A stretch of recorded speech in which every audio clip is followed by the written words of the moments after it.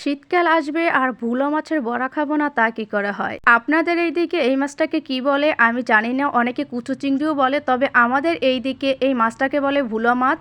আর এই ভুলো মাছটা কিন্তু শীতকালেই বেশি পাওয়া যায়। আর এই ভুলো মাছটা দিয়ে সবাই বড়া বানিয়ে খায়, চপ বানিয়ে খায়, অনেক কিছু খায়।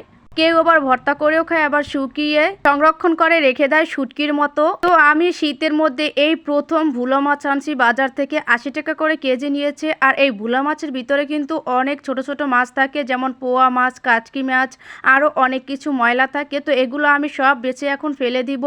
কারণ এইটা না ফেলে দিলে ওই মাছগুলোর দাঁত আছে বা এটা বাটার সময় ভাজার সময় মুখের ভিতর কচকচ শব্দ হবে। যত ময়লা আছে সবগুলো আমি একদম বেছে বেছে ফেলে দেবো। এটার ভিতরে কিন্তু কাঁকড়াও পাওয়া যায়, আবার কুত্তর জিবড়ে আছে, ওইটাকে আমরা কুত্তর জিবড়ে বলি, ওইটাও পাওয়া যায়। তো মাছটা একদম বাছা গোছা ধোয়া আমার শেষ।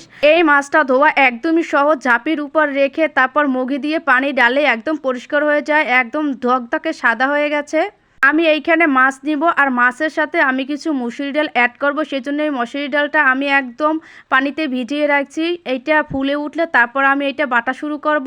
অনেকক্ষণ অপেক্ষা করার পর আমার মুসুরি ডাল ফুলে উঠেছে, তারপর আমি বেটে আনলাম। এটার ভিতরে মুসুরি ডাল না দিলে একটা মাখো মাখো হবে না, আর ভাজতে গেলে একদম ছিঁড়ে ছিটকে যাবে। এজন্য মুসুরি ডাল, বেসন বা আটা ময়দা যে কোনো কিছু দিলেই হয়, তবে মুসুরি ডালটা দিলে বেশি ভালো হয়, তাহলে এটা খেতে বেশি ভালো লাগে। তো এখানে আমি পেঁয়াজ কুচি, আদা বাটা, রসুন বাটা, জিরের গুঁড়ো, লবণ, কাঁচামরিচ, মানে যা যা কিছু প্রয়োজন সবকিছুই আমি দিয়ে দিব।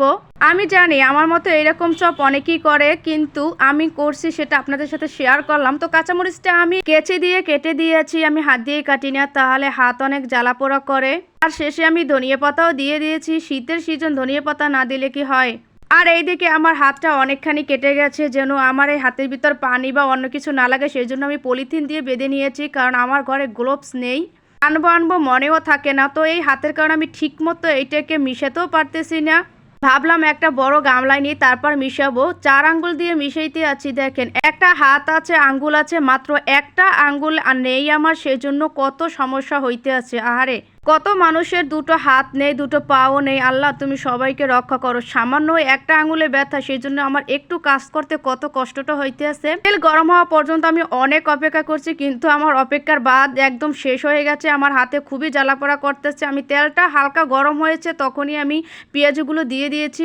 আর এইখানে কিন্তু আমার হয়ে গেছে, আমি এইটা উল্টে দেব। কিছু কিছু বড়া আমার নিচ থেকে লেগে গেছে। আর তেলটা আমি বেশি দিয়েছি এই কারণে, যাতে বড়াগুলো একদম উপর নিচ সমানভাবে হয়। আর এইটা কিন্তু একদম মিডিয়াম আঁচে ভাজতে হয়, তাহলে একদম পেঁয়াজুর ভিতরটাও সুন্দরভাবে সিদ্ধ হয়ে যায়। আমার একদম করা কমপ্লিট হয়ে গেছে। এখন আমি খেয়ে দেখবো কেমন হয়েছে। কালারটা দেখতে তো অসাধারণ লাগতেছে।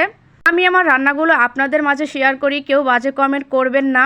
ভিডিওটা যদি ভালো লাগে তাহলে লাইক কমেন্ট করে দিবেন, আর যদি বেশি ভালো লাগে একটা শেয়ার করে দিবেন। সবাই ভালো থাকবেন। আসসালামু আলাইকুম, আল্লাহ হাফেজ।